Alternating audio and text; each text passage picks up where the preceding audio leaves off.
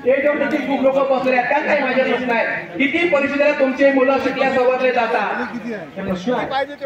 मग जर तुम्ही मुलांना मार्गाकडे वळवणार नाही तर पोरं कसे धार्मिकतेकडे वळतील? बाबासाहेब म्हणतात संततीसाठी संपत्ती कमावण्यापेक्षा संतती लायक बनवा, म्हणजे संपत्ती कमावल्यासारखं होती.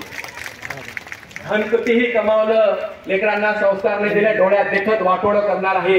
मी जानेवारी महिन्यात माझे 88 प्रोग्राम झाले नवीन वर्षात. 88 प्रोग्राम. माझी डेट भेटत नाही लोकांना 4-4 महिने.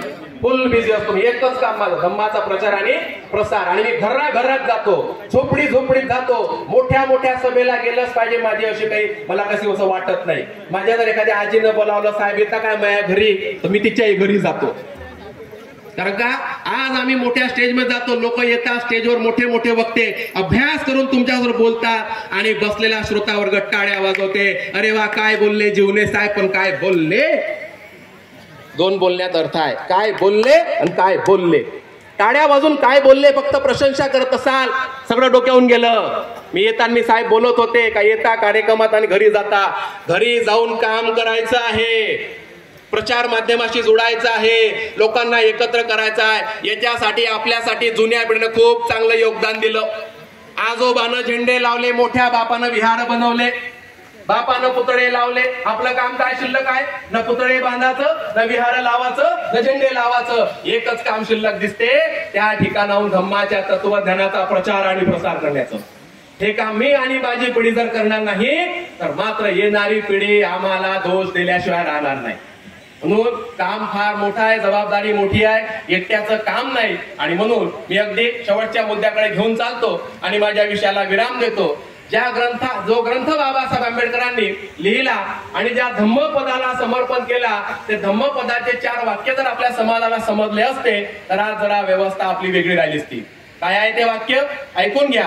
सुखो बुद्धानो उत्पादो, सुखास धम्म देसना, सुखा संघ सामगे समंगान तपो सुखो.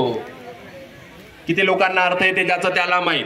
सुखो बुद्धान उत्पादो, बुद्ध उत्पन्न होणे हे सुखकर आहे. म्हणजे जन्माला येणे. तर कुठे येईल बुद्ध जन्माला? तुमच्या माझ्या हृदयात, तुमच्या माझ्या मनात बुद्धाचे गुण तुम्हाला निर्माण करावं लागेल.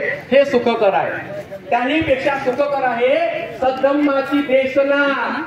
धम्मा 3 भागामध्ये विभागला जातो.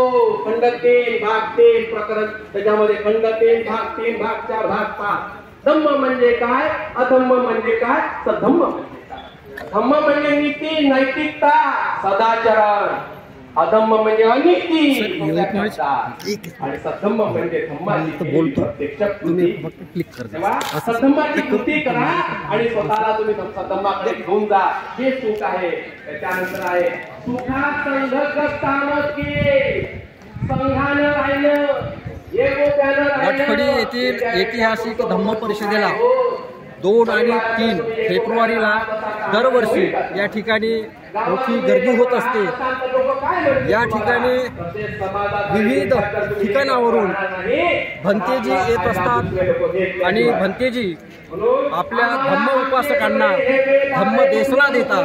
ही धम्मदेशना मानवांच्या जीवनाच्या कल्याणासाठी उपयुक्त ठरते आणि म्हणून या ठिकाणी सर्व बौद्ध उपासक खूप लांब लांब दूरून येत असतात. आणि या 2 दिवस चालणाऱ्या धम्म परिषदेला विराट गर्दी असून ह्या गर्दीमध्ये ज्ञानसागर, ज्ञानार्जन या ठिकाणी दिल्या जात असते. आणि म्हणून आपण या ठिकाणी यावं आणि इथून ज्ञानप्राशन करून जावं असं मी आपणास कळकळीची भीमक्रांती या यूट्यूब चॅनलच्या वतीने आपण सर्वांना करतो आहे. हा माझा महत्त्वपूर्ण व्हिडिओ जर आपणास आवडला असेल तर शेअर करा, लाईक करा, सबस्क्राईब करा. कारण याच मधून नवीन अपडेट, धम्माचे अपडेट मला देता येईल. धन्यवाद. जय भीम.